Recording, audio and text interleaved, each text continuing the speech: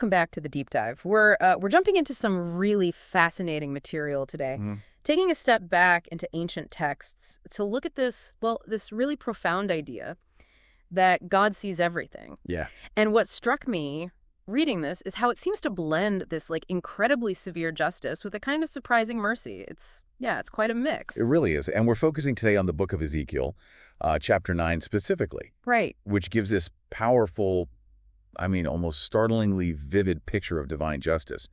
But like you said, also this very particular type of mercy kind of woven through it.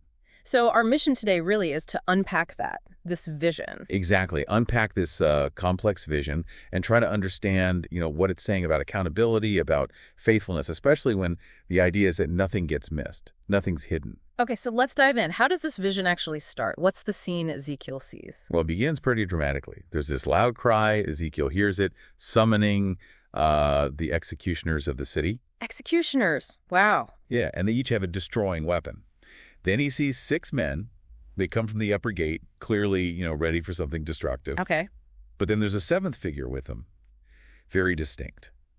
A man clothed in linen, and he has a writing case at his waist. Ah, the writing case. That sounds important. It is. And where they stand is also key. They position themselves right by the bronze altar. The altar. Okay, so that's significant. Hugely significant. It immediately signals the seriousness, the sacred context of what's about to happen. This isn't just some random event out on the streets. It's a direct divine intervention right there in Jerusalem. Visible, deliberate. And you mentioned that specific, almost surgical mercy earlier. It sounds like that comes before the judgment part. That's right. Before anything else happens, there's this crucial instruction just for the man in linen. Okay, what's he called to do? The Lord tells him specifically, pass through the city, through Jerusalem, and put a mark on the foreheads of the men who sigh and groan over all the abominations that are committed in it. Sigh and groan over the abominations. What does that actually mean? Is it just being upset? Well, the source suggests it's more than just passive disapproval. It's described as a real posture of grief, a deep sorrow over the sinfulness they see all around them, and a genuine longing for things to be right, for righteousness. So it's an act of mourning almost. Exactly. And this mark, it's a deliberate act of protection from God, identifying those who are genuinely faithful in their hearts, even when things are, pretty corrupt around them.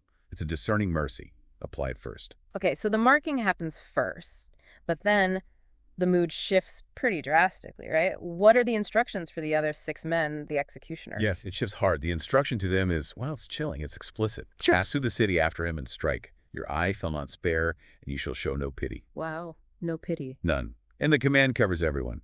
Kill old men outright, young men and maidens, little children and women. Just across the board. That's incredibly severe. It is. But then there's that crucial exception, tying back to the man in linen. But touch no one on whom is the mark. Okay, so the mark is their absolute protection. Their only protection. And what's also really striking is where God tells them to start. He says, begin at my sanctuary. At the sanctuary, like the temple. Exactly. And specifically start with the elders who were before the house. So judgment begins with the leaders, those who should have known better. Precisely. It indicates that accountability starts at the top, with those closest to the sacred, those responsible for leadership. It's a powerful statement. And then the final command is just stark. Defile the house and fill the courts with the slain. Go out. Goodness. So Ezekiel is witnessing all this destruction. How does he react? That must have been horrifying. Oh, absolutely. He describes being left alone while the striking is happening, and he just falls on his face and cries out. It's desperate plea. He says, Lord God, will you destroy all the remnant of Israel in the outpouring of your wrath on Jerusalem? He's begging God to stop, essentially. Yes.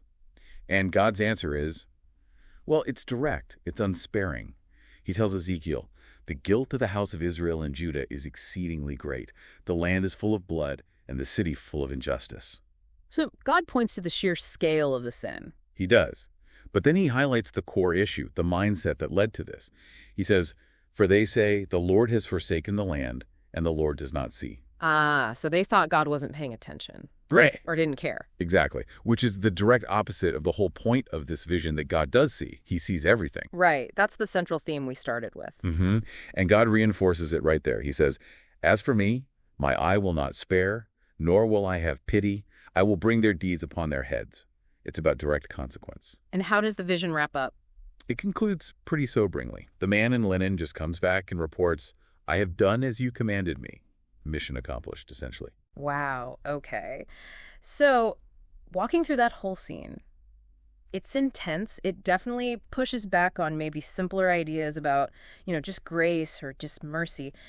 What does this passage really force us to reckon with regarding God's justice? That's a great question. Because look, we talk a lot about God's grace, and rightly so, it's central. But this passage is, it's a stark reminder that God is also profoundly just. It's not just an abstract idea here. Not at all. You see it in action. And the unique thing isn't just God sees everything, it's that his seeing is active. It's discriminating. He doesn't just passively watch, he evaluates. He distinguishes between those mourning the sin and those participating in it, even before the judgment starts. So he sees the heart attitude, the sighing and groaning. Right. That internal posture matters deeply. And we also see that the judgment isn't random. It starts with the leadership in the holy place. That points to a specific hierarchy of accountability. Yeah, that really stood out. So this vision hammers home that God doesn't overlook evil. He doesn't ignore injustice. He won't let sin go unaddressed forever. The people's huge mistake was thinking, the Lord does not see. But just as strongly, it shows he does protect the faithful, specifically those who genuinely grieve over sin and long for righteousness. It's this powerful dual message. So, okay, this is an ancient vision, but it feels like it has echoes or challenges for us today. How do we take this and, reflect on it for our own lives, our own communities? Yeah, absolutely. It really prompts some challenging self-reflection, I think. Like, given that emphasis on actively grieving sin, you might ask yourself, are there parts of my life or my community where I've maybe gotten a bit numb? Where things that are wrong don't really bother me anymore. Exactly. Do I genuinely feel that sighing and groaning over the brokenness I see, whether it's out there in the city or maybe even closer to home, in my own heart? What does it even mean to be marked by God today? How do we show that faithfulness, that compassion? And how do you balance that, the compassion with conviction? That's the tension, isn't it? How do we live with both?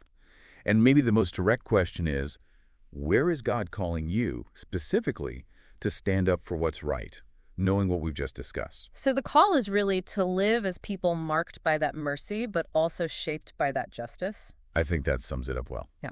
Marked by mercy, shaped by justice. Okay. This has been quite the deep dive into Ezekiel 9. It really highlights that sobering power of divine justice, but also that clear, discerning act of mercy for the faithful. And overall, just this unavoidable idea that nothing, absolutely nothing, is hidden. God sees. Right. And maybe a final thought to leave everyone with is this. We really take seriously this idea from Ezekiel 9 that God sees everything, the good, the bad, the hidden grief, the public injustice, all of it, with this evaluating eye. How might that change how you think about accountability? Accountability in your own life, sure, but also in your community, maybe even in the wider world. And how might it push you to live out both mercy and conviction in perhaps some new ways?